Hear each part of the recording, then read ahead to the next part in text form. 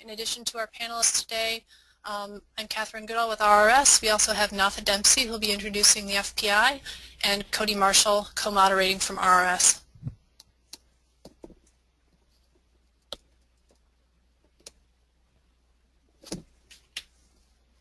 Today we'll be covering the issue of food service packaging, food residue, and recyclables quality from several different angles. First up, we have Ted Siegler from DSM Environmental, who will be presenting the report on some findings of food residue study that he did for the FPI project. Then Mike Parkowski will be presenting from Delaware Solid Waste Authority, which is Delaware is where the study that Ted conducted took place. And finally, Joe Hack from Mecklenburg County will be offering his perspectives on the successful introduction of food service packaging into their recycling program. But first I'll turn it over to Natha Dempsey from the Food Service Packaging Institute to briefly introduce what FPI and its PRA-PRG project are doing.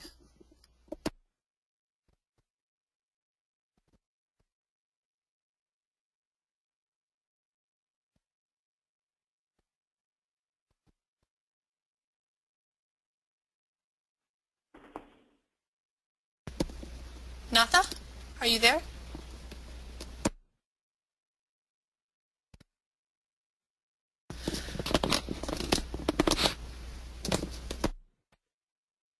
We seem to be having a technical difficulty. I'll jump in and cover these slides for Natha. The Food Service Packaging Institute, or FPI, is a trade association for the food service packaging industry in North America.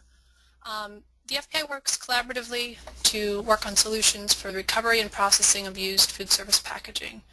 The goal here is to demonstrate that there are a variety of industry-based voluntary solutions that are effective and there are good alternatives to government-mandated recovery legislation.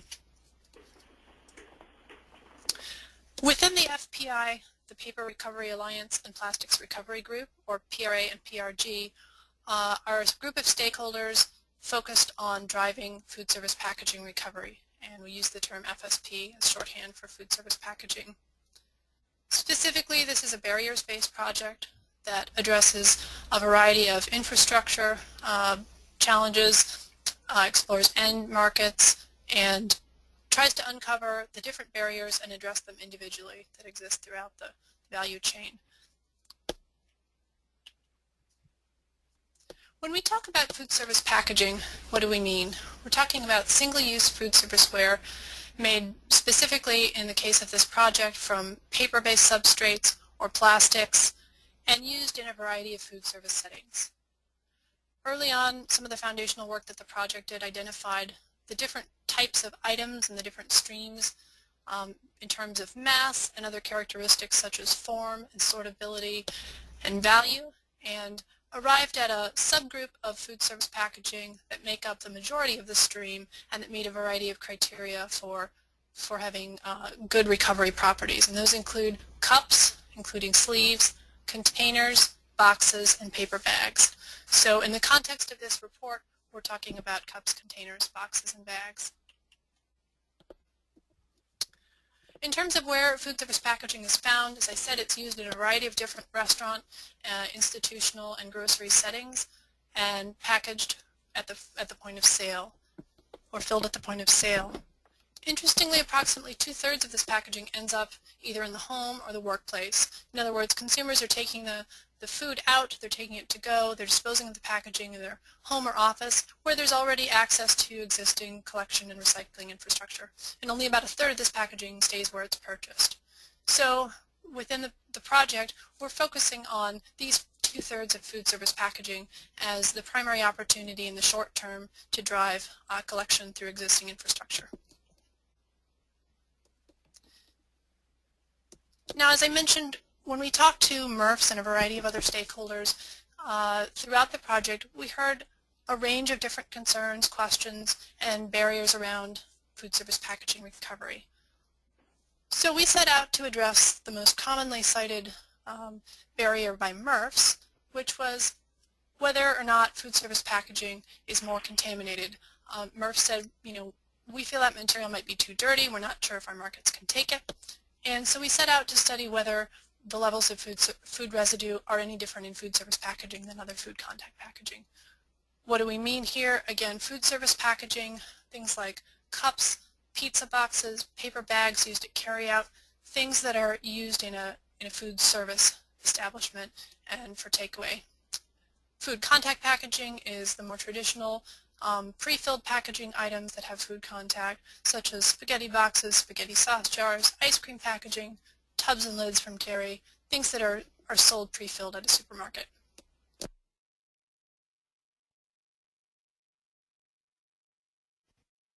So now I'd like to introduce Ted Siegler, Principal of DSM Environmental Services. Ted's a resource economist with 40 years of experience in the field of solid waste management and recycling, and he frequently conducts studies on the performance of recycling collection and processing systems and brings that expert perspective to the issue of food residue and recycling. We engaged him in 2013 to study the food residue levels in Boston, and again for the follow-up study that you're hearing about today. Ted.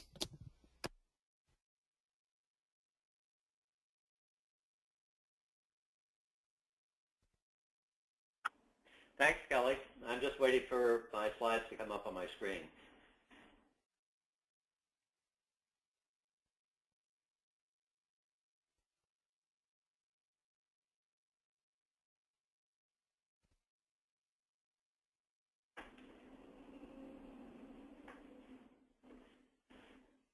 Okay, I'm assuming everyone can see my slides. Let me just walk through what we did for this project. Kelly's already introduced me. The purpose was really the concern from MRF operators about adding food service packaging materials to the list of recyclables they accept. Food residue often cited as a reason, and as we're going to discuss later, contamination of single-stream MRFs seems to have been growing around the country recently, so this is obviously a concern to MRF operators. So the question really was, does food service packaging collected curbside have more food residue than other food contact packaging? And we were initially contracted to conduct a study during another study we were doing for the city of Boston, which was a recovery rate analysis for the city of Boston, where we were sorting recyclables and waste to figure out what % of recycling was ending up in the recycling versus the waste. And we were doing this at the Casella MRF in Charlestown, Massachusetts. And we did this project in the fall of 2013. And then we were contracted again to conduct a second study in Delaware to determine if the results were the same as they were in Boston. Our results from Boston essentially said that there was no appreciable difference in the amount of food residue on food service packaging when compared to food contact packaging already accepted at that MRF. The concern with Boston was that all of the packaging that we were sorting from all of the neighborhoods was exceptionally clean, some of the cleanest recyclables that we've sorted in many years.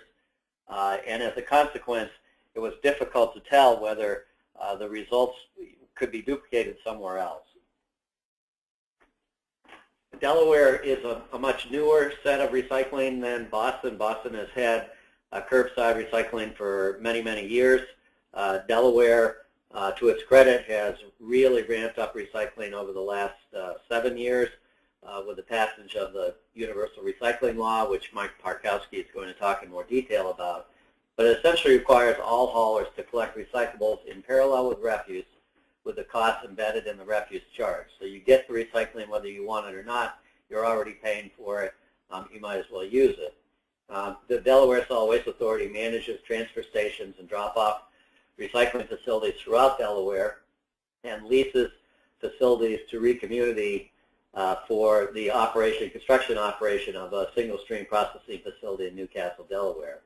The majority of recyclables collected in Delaware are processed at this ReCommunity MRF. ReCommunity accepts all rigid plastic food containers, as well as pizza boxes and other food contact and food service packaging, so it seemed like an ideal way to compare against Boston. We essentially contracted to do 3 full days of sorting material. We sorted for 2 days in southern Delaware at the Route 5 transfer station where haulers from the southern part of Delaware bring their refuse and they bring their recycling. Recycling is transferred up to the Reed Community MRF. And then we sorted a 3rd day at the Reed Community MRF. A total of 20 samples of incoming loads were sorted and ranked during the course of the 3 days. The ranking was identical to the ranking system developed and used in the Boston study, and I'll show that in a minute. Recyclables were sorted by material type and then divided into food service and food contact packaging by material type, and then each material type was visually ranked by level of food residue contamination. And I'll show you what that means. This is a picture of tubs and lids that we were sorting, and if you look at the numbers from 1 to 5, you'll see that the 1 is the cleanest material, 5 is the dirtiest material, and it is somewhat subjective. We developed the ranking system in Boston based on our best efforts when looking at a lot of recyclables over the course of several weeks. But essentially, if you were to look at this, you would probably say, or most MRF operators would say, they could easily handle all of the 1 and 2 ranked material. They might be able to handle the 3 ranked material. They probably did not want the 4 and the 5 ranked material. And I'll show this as probably more evident in the next slide, which is pizza boxes, where a 1 is essentially a clean pizza corrugated, 2 has a little bit of grease, 3 has more grease, 4 has a substantial amount of grease on the pizza box, and there's not a 5 here, but if there were, it would contain food residue, slices of pizza or other food in it. So what are the results? The first thing to say is that while the incoming material in Delaware was more heavily contaminated than in Boston, primarily because of refuse mixed with recyclables, the findings were similar to Boston. Residential food service packaging had only marginally more food residue than food contact packaging. If you look at the rankings, I have a table in front of me. Essentially, 68% of the food contact packaging was ranked as a 1 or a 2, and 18% as a 3. And for food service, 59% was ranked as a 1 or a 2, and 26% as a 3. So in essence, between the 1s and the 3s, it was almost essentially the same. And the proportion of high residue food service packaging ranked 4 or 5 was nearly the same as food contact packaging. That should probably not be a surprise to anyone, given yogurt containers, ice cream containers, and other material that would, and peanut butter jars, for example, which you saw in an earlier slide, which typically would contain a fair amount of food residue in the traditional food contact packaging that MRFs receive. So if from a PET point of view, which is the primary plastic tubs and lids, there really was no difference in terms of food contact and food service packaging.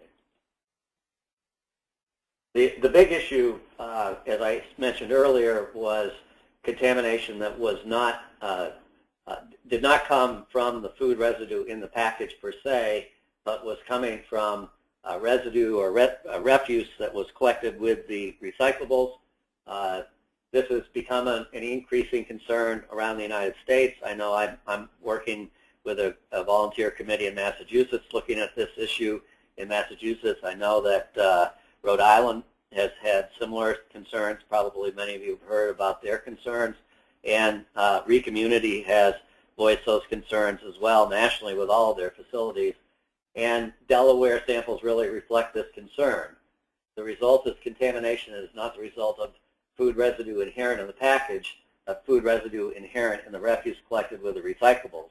If you look at these expanded polystyrene clamshells, the top one has food residue inside, but the bottom one has food residue on the outside. And what we were looking at is, and ranking, was food residue that was inherent in the package as opposed to packaging that got dirty while it was being collected and transported to the MRF. So conclusions, the potential exists, in our opinion, to significantly expand the amount of material delivered to MRFs if food service packaging can be added. All of the MRFs are faced with declining quantities of paper. Many of the plastic reclaimers especially are looking for additional plastic material. This is potentially a really good way to increase the amount of material that could be accepted at the MRFs. The results from Boston and Delaware appear to show that food contamination issues associated with food service packaging are not a significant impediment to adding this packaging to residential curbside collection programs. And while we did do some commercial samples, we have not done enough of them to be able to talk about front of the store contamination issues, although from DSM's perspective, we certainly think that this is the direction that you would ultimately head. And so that's my conclusions from the work that we've done, first in Boston and then in Delaware.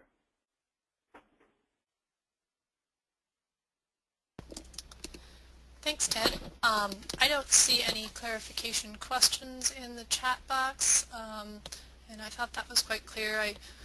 I appreciate your highlighting the differences between residential and commercial, and we did sort of take a preview at just a handful of samples on commercial, but again, your findings here really are for residential. So I'm going to introduce now our next speaker, Mike Parkowski. He's the Chief of Business and Governmental Services with the Delaware Solid Waste Authority. Mike has been a central figure in a number of recent developments in recycling in Delaware, including the opening of a new single-stream MRF last year that serves the entire state, and with the rollout of Delaware's universal recycling law.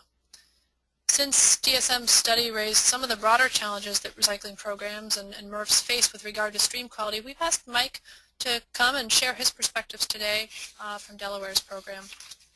Mike, take it away. Thank you. So first, I just want to briefly describe the history of recycling in Delaware. Delaware Solid Waste Authority, which is the company I work for, we are created by state law, so we're a state authority. We're not a state agency. So we don't operate on tax funds or general funds. We operate on revenues that come from the landfills. And the authority was created in the mid-'70s primarily to develop landfills. At that time, Delaware did not have any sanitary line landfills, and so the authority was created to create those and run them.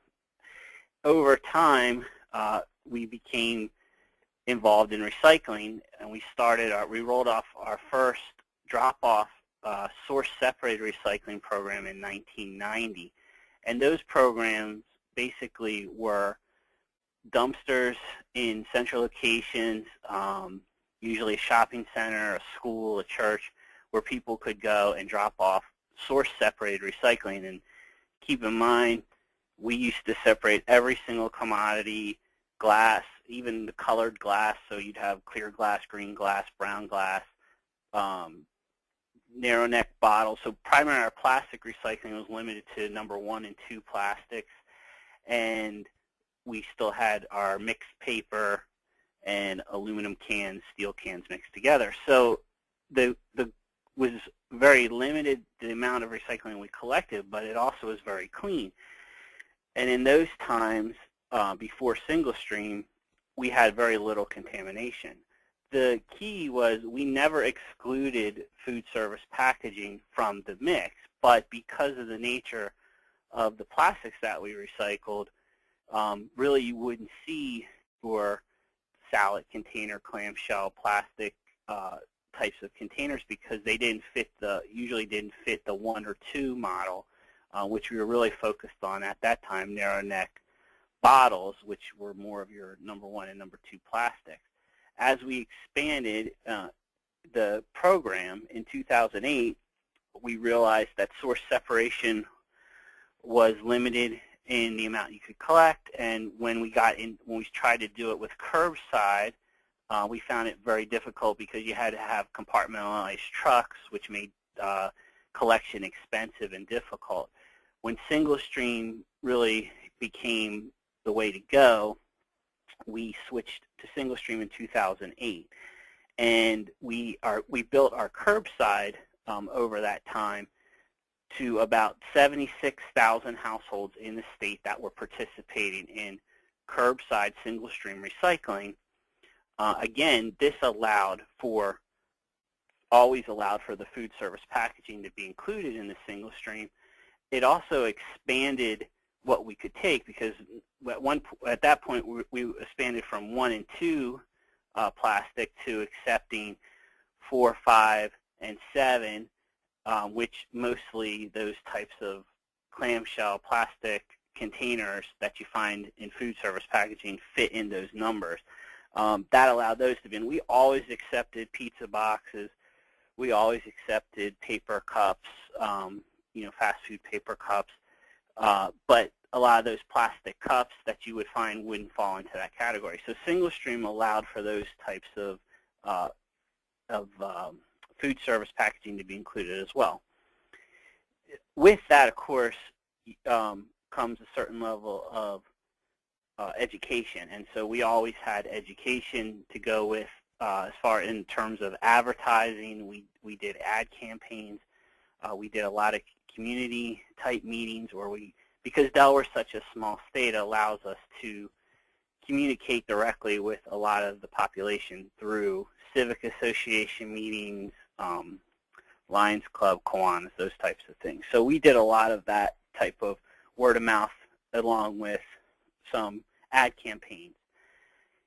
In 2011 was when the universal recycling law kicked in, and what was good about that was it expanded the curbside from the 76,000 people that were voluntarily paying for curbside through subscription to everyone who got trash collected at their house now had a single stream cart given to them through whether it's through their private trash hauler or municipal trash hauler, and so that made the number go from 76,000 households to 350,000 households.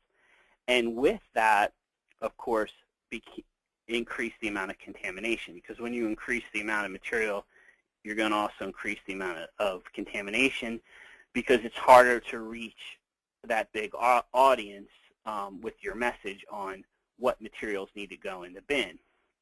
And so what Ted was talking about when he said we saw a lot of trash mixed in with recyclables, it wasn't so much residue that was on the good pieces of recyclables. It was things that really didn't belong in the single stream.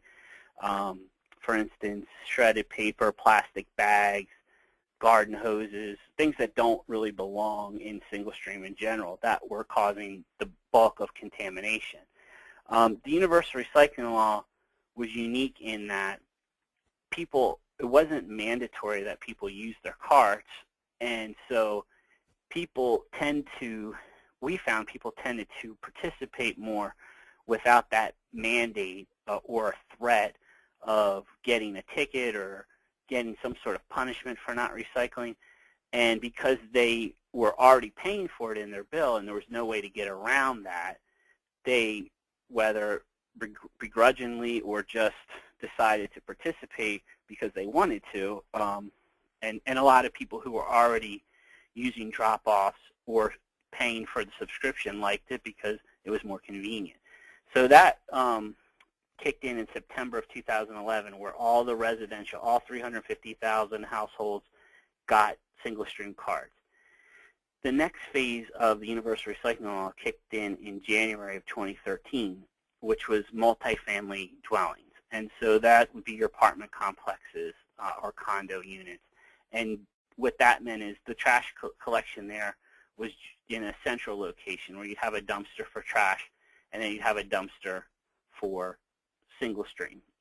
That also increased the contamination because now you have open dumpsters in parking lots where people live, and whether they're well marked or they're not well marked was really up to the individual trash hauler that was providing the service. So some were marked very well, some were marked poorly. Some people just didn't really care what the can was for. They used to put in things like furniture or anything they wanted to get rid of that they didn't want to pay for. So that became more of a problem, but not so much with the food service packaging, but the other contamination that got put into those cans. And then the last phase, so the universal recycling had 3 phases. The last phase started in January 2014, which was the commercial phase. So it's estimated there was 61,000 individual businesses that now had to implement a recycling program. And what we found from that was there was some contamination, really not from every business as much as there was in when they had public space recycling. In other words, what I like to call front of the house recycling, where you had cans open to the public and anybody could put in whatever they wanted. The stuff that was controlled by employees or business, the business managers, was actually very clean. So we've gone through those phases of recycling, and with each phase we had to offer guidance and education. But as that universe grew, it becomes more difficult to get the message out because, we don't have unlimited funds to spend on, advertising. And when you spend advertising dollars, you have to recognize you're competing with all the other products and that are out there, whether it's television, radio, newspaper, billboards. So capturing an audience that's not that interested in recycling to begin with is a difficult thing. Now, the hardcore recyclers that we had in line well before the universal recycling law, they've never been a problem, and that material has always been clean. But as you can see, as you expand your programs and accept more materials, you're also going to run into the problem of more contamination in your mix. So I guess in conclusion, Delaware has been very successful in offering these, expanding these roles and taking more material. And, our recycling rate has gone up significantly. We're currently at like a 41% recycling rate for the state. And before universal recycling, we were at 23%. So we've increased a lot, as Ted indicated, over the last 7 years. So it's been a success story for sure, but there's still work to be done when it comes to getting the word out for what should or shouldn't be put in your recycling bins.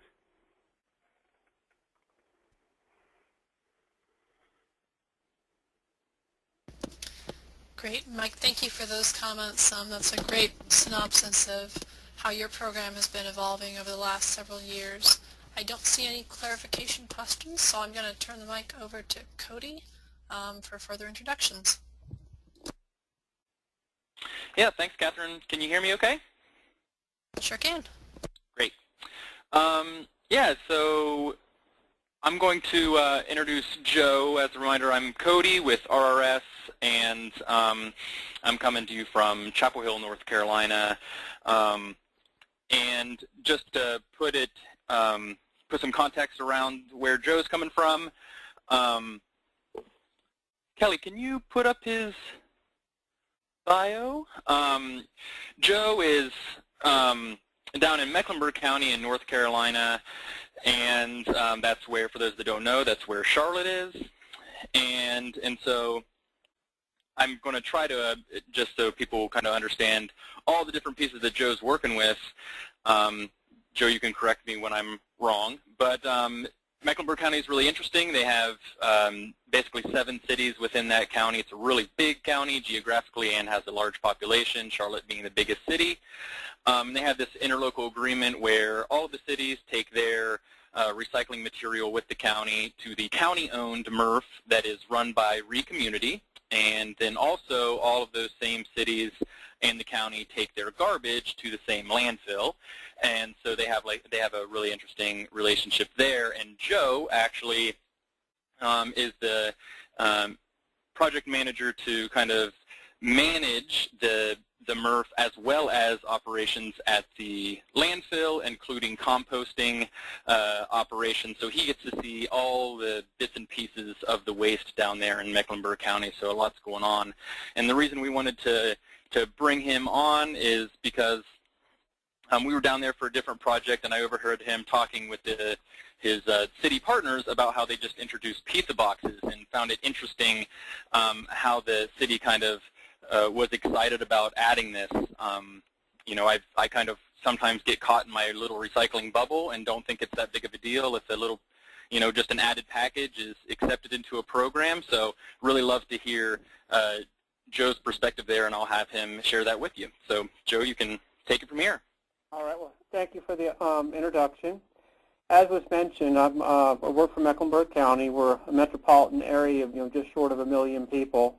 And to put it in perspective, we the town's landfilled about 350,000 tons into the landfill, and we ran roughly 70,000 tons through our material recovery facility. And a lot of the stories that we have here for our material recovery facility goes back to 2010 when we converted to single stream. We went from dual stream to single stream, and when we went dual stream, we recognized, single stream, we recognized that the optical sorters that we put in for the plastics did not have the same limitation that manual sorts did. So when we did the conversion, we went with all plastic containers 1 through 7 except for number 6. Basically paper, if you could rip or tear it, you could put it in the bin, your steel, your bimetal cans, and your paper. Below that list, there was a list of things that we did not accept for recycling, and one of those was pizza boxes.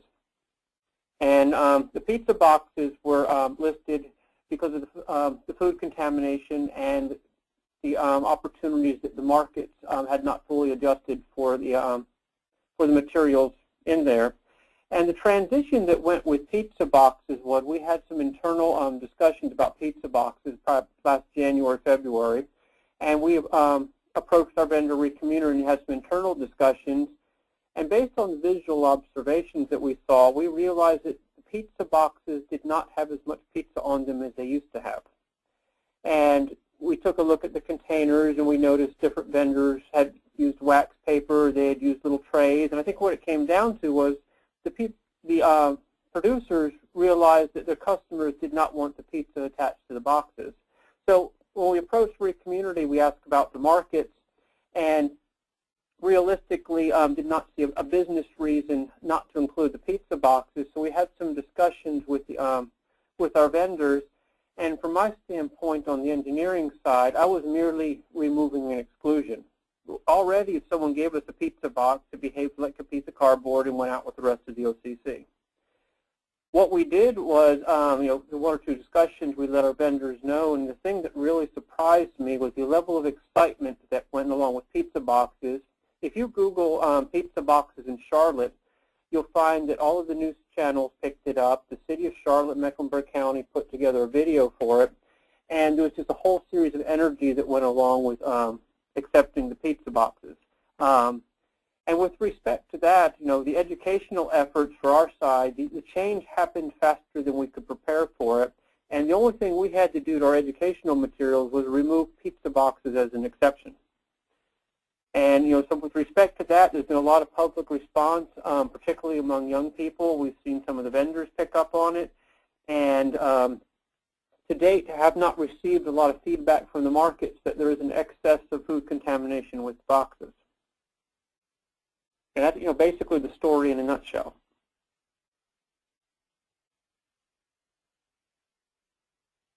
And to put it in perspective, last year we processed roughly 39,500 tons of fiber, and roughly 5,000 tons of that was cardboard.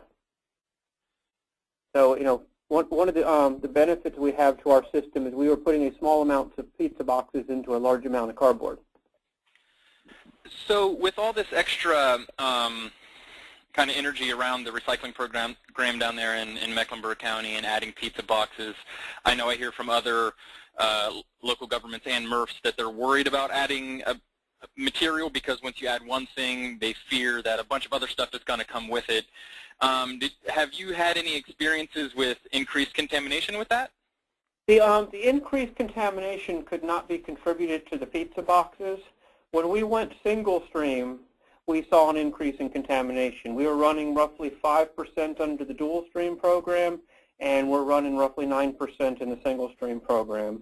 the bulk of the contamination we see is not fiber products. We're not fully sure. If you do a residue sort on us, it's a lot of plastic film, and the other item is a lot of scrap metal and metal pieces. We have not seen a lot of contamination directly related to the pizza boxes. Great. And another piece that I'm interested in as far as your education, so Mecklenburg County kind of owns the MRF. You have the RE community running the MRF, and then you have 7 different communities bringing material to you. When you're adding a material like this, what's that educational piece in trying to bring all these different stakeholders together to kind of control quality and contamination and let everybody know that this is you know, a new material that can be added? The greatest challenge is because whenever you print something, it seems to be out there for a long time. One of the things we've done as a county is we have a recycling campaign that we put together, and a lot of the promotional materials that we put together, we own the artwork and allow the municipalities to rebrand it and put it into their own publications. We have people on staff who are willing to sit down and help the towns put messages together. And the way a lot of our towns reach their customers is electronic. And with electronic media, you can fairly easily update the message. The other avenue we use is water bill inserts. And one of the things we find is, you know, a lot of the customers, you know, change behaviors, you know, fairly easily when they realize an additional material can be put in the can. Great. Well, that's good. I'm not seeing, I might see another one coming in. We have a couple questions coming in. Nothing clarifying for Joe right now. So, Catherine, you just want to have me open up questions to the general panel? Sure, that'd be great. And while you're looking at those and while people are writing in their questions, I have a follow-up there. Joe just described kind of the approach that they're taking at the county level to support the marketing and education efforts of the individual communities in the county. And I thought maybe, Mike, you could elaborate a little bit on how you at the Solid Waste Authority interface and collaborate with communities in Delaware on recycling education. Sure. I think for us, because I mentioned we're a very small state, and we have really good networking with our municipalities and even the community level neighborhoods, we're able to do a lot of town hall meeting type of communications where we'll hold a meeting generally in the evening, and you know, we'll get a few hundred people that will show up and we can talk about different issues with recycling. Certainly when we rolled out the yard waste ban, that was a somewhat controversial thing. A lot of people wanted to know about that, so we did it that way, and the word does get out. And then, of course, we're able to do spots with local media, radio. We don't really have a television presence in Delaware because our markets are really surrounded by Baltimore and Philadelphia markets. So mainly people who want local news will go to the radio or newspaper. And we do spend money on advertising. We do have an advertising budget at DSWA, so we are able to get messages out with that. But I mean, a lot of times it's the grassroots that works the best for us. We had really good positive feedback when the universal recycling kicked in, and people really got to see, people who weren't used to recycling got to see the reduction in their trash firsthand. And you know, when you're putting that card out every week and people were used to getting their trash picked up twice a week and now they can barely fill it, you know, they're halfway full and it's once a week pickup, they're impressed by that. So the results definitely speak for themselves. In Delaware, just to give you some idea, in 2006, we landfilled 1.2 million tons of MSW, and this year, for this past year just ended, we landfilled 690,000. So you can see the impact that the universal recycling law is having on the amount of material we're landfilling, and education is definitely a big role in that. Those are great statistics. Thanks for sharing those. Cody, you want to take some questions from the audience? Yeah, definitely. We got them coming in. So we have about 15 minutes left. So go ahead and type your questions in this sidebar there if you have any. We have one for Mike from Jeff. He's another Delawarean, and he's happy to have one on the call here. So he's asking if there's a penalty for residents who refuse to recycle. You mentioned recovery rate is now 41%. If it's universal recycling, why not 100%? Okay. Well, as I mentioned, with the universal recycling, it's not a mandatory system, so there is no penalty for someone who doesn't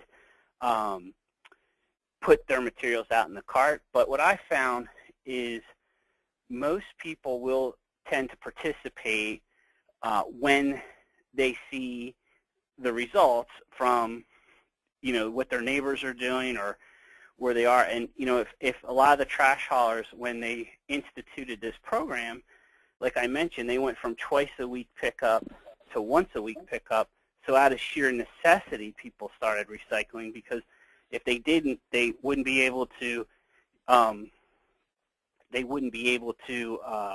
get their stuff picked up because their cart would be overflowing.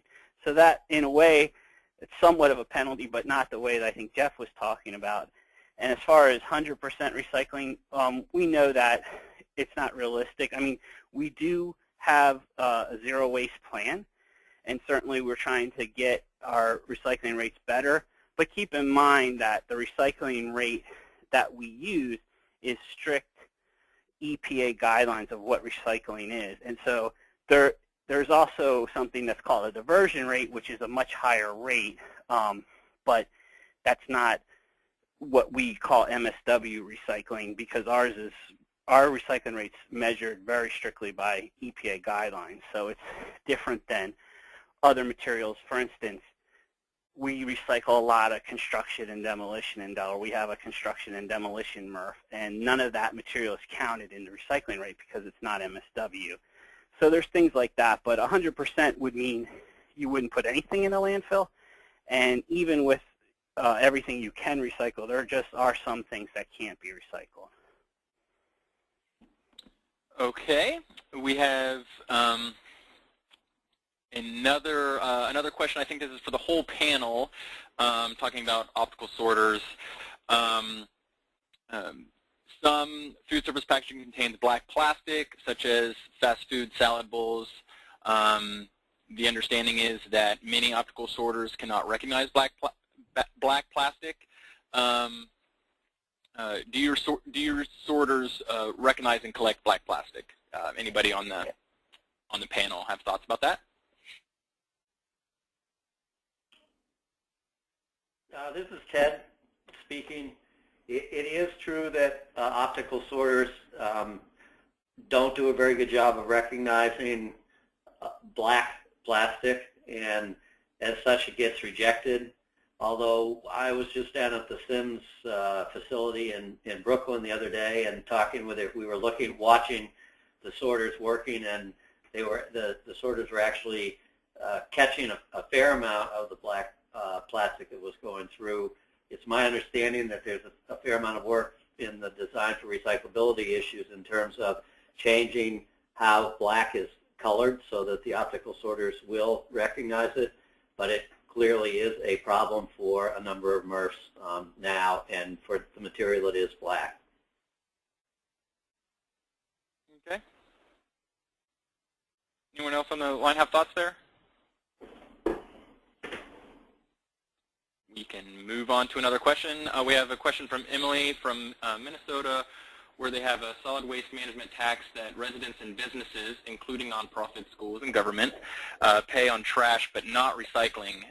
Do any of your states, North Carolina or Delaware, have tax structures or fees like this? Well, this is Mike. In Delaware, we don't have any tax, direct tax for the recycling aspect of things because most of the state is covered. It's in unincorporated areas, so private haulers. The way the law is structured, they have to offer the service. So when they bill their customer for their trash service, the recycling is also included in that price. So for the haulers, they want to keep the price as low as possible because they're competing against other haulers. And you'd be surprised for a state as small as Delaware with only 350,000 single-family homes to compete for. We have 27 haulers in the state. So there's a lot of competition, and so that helps keep the cost of collection down. So there was in part of the universal recycling, there was an aspect with the bottle bill. We were a bottle bill state, and so there was a 5-cent deposit, but we found it was very underutilized as a state, and a lot of people didn't bring the bottles back for various reasons. And so to help with the startup of universal recycling, they changed that 5-cent deposit to a 4-cent fee, which that 4 cents went into a recycling fund, which was administered by the Department of Natural Resources to give grants to companies, especially private trash companies, so they could buy some of the infrastructure they need to do the recycling, like carts and trucks. So that's how they got that first part started. But that fee actually sunsets at the end of this year, so the end of 2014. So very soon, in only a few more months, that fee goes away. And in essence, then at that point, once you've paid for the infrastructure, the cost is just covered by what you pay in your trash bill. Great, thank you. We have one clarifying question to both MRFs. I think it's more first geared towards Delaware. If you take polyethylene-lined cups, is that something that you guys take? Yeah, we would take. So we'll take any plastic cup, number 1, number 2. Number 5, 6, or no, not 6, 5, and 7. We don't take polystyrene, expanded polystyrene, and we don't take PVC. So what about the plastic-lined paper cups? Yeah, they are accepted. Yes. Okay, and they were asking. I think they might have follow-up questions there, but have left. So I'll put you in touch with the person that's asking market questions to see if that's worth discussing, but probably not on this call. So that's all of the questions I'm seeing right now. I don't have any follow-up. Catherine, do you? Yeah, so actually, going back to Ted's presentation, Ted, you talked about the different rankings and, 1s and 2s being very clean and desirable, 3s being sort of marginal as far as MRFs handling them. What can you tell us about how markets are handling these at the current levels that they occur in the stream? I'm probably not the right one to answer that question. Most of my information on how the markets are handling them have come from discussions with the MRF managers or MRF operators who are dealing with those markets. So I'm probably not the right one to answer that. I do know that on the paper side, there seems to be a wide range of acceptance depending upon the equipment that the mill has for cleaning the material. With some mills having very low tolerance for food contamination and plastics contamination, and other mills having much higher tolerance, I can say on the plastic side that the reclaimers struggle with food contact packaging per se. If you talk to a pet reclaimer who is processing bottle bill PET versus a pet reclaimer who's processing single stream PET, they're all wishing that they all had bottle bill PET, but that's primarily because bottle bill PET is just liquids, water or soda, and when you add single stream PET, you not only have the additional residue from just a single stream processing, but you also have a lot more food contact PET, so you have more food in the mix.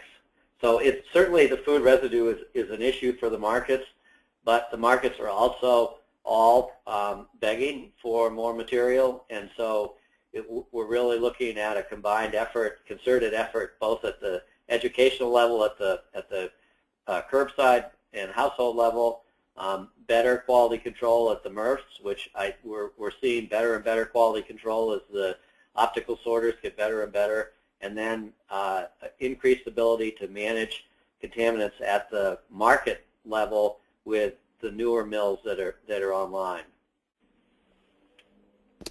Okay, thanks. And then Mike, you had mentioned that, oh sorry, did you have a response to that too? Yeah, so we just have another question that came in that I think I missed, or to clarify on the optical sorting question, unless you had a follow-up, Catherine. No, go ahead. So there's a question about MRF optical sorters not being able to kind of recognize plastic clamshells and wanting to know if that is true. And I just from my experience, some optical sorters can see that clamshell material. Oftentimes the clamshell can be busted up as it goes through the system, and then sometimes it would just become really flat and seen as paper and picked up somewhere else. So there's issues there, but I know optical sorters can see clamshells, and then often there's questions of market and whether the market will have it accepted in the PET bale, and a lot of markets do and some markets don't, so there's questions there. Any of the panelists have any clarifying questions about that, or answers to that? This is Ted. I think that one of the problems with the PET clamshell it can be the amount of paper or plastic, whatever the stickers on the clamshell themselves are. So is it blinding the optical sorter so it's seeing the paper label as opposed to the PET? But the optical sorter is capable of identifying it as PET, at least in the MRFs that we've been in. It's certainly capable of identifying it as PET, but you're totally right that if it flattens, then it may behave like paper and not end up on the container line, but may end up on the paper line, and then it becomes a contaminant in the paper line unless it's being pulled off, positively sorted, and run over the container line. And I'm going to agree with that, because in most single-stream systems, you're compacting the recyclables, and it tends to flatten out the container, and the physical characteristics of a flattened piece of plastic can tend to make it perform like a piece of paper and send it to the fiber side of our plant. And then once you get to the optical sorter, one of the challenges is the shape is sometimes challenging for the air jets to put over the wall. Right. Great. Thank you both. So that's all the questions I saw written in. I'll keep looking, but Catherine, did you have any other follow-up questions? I think we only have a few minutes left, so. Yeah, so I think, Kelly, if you can get to the next slide, we'll start to do the wrap-up. There are some great additional resources that Joe mentioned from Mecklenburg County for those that are interested. And I also would like to direct your attention to a couple of other resources from the FPI. But in conclusion, the takeaways here, I think, are that in terms of food residue, despite the fact that some MRFs and others are concerned that food service packaging might be contaminated with food residue, it's actually just like any other food packaging in terms of residue levels. And overall, the other really key message from TED's findings is that most food contact and food service packaging is very clean. Going hand in hand with that, of course, though, education is essential to keep that contamination level to a minimum. It brings to all of our attention the fact, too, that food residue is really just one aspect of the larger issue of quality of incoming recyclables. And MRFs are already challenged by contamination from various other sources, too. So there's a lot of effort that's needed here.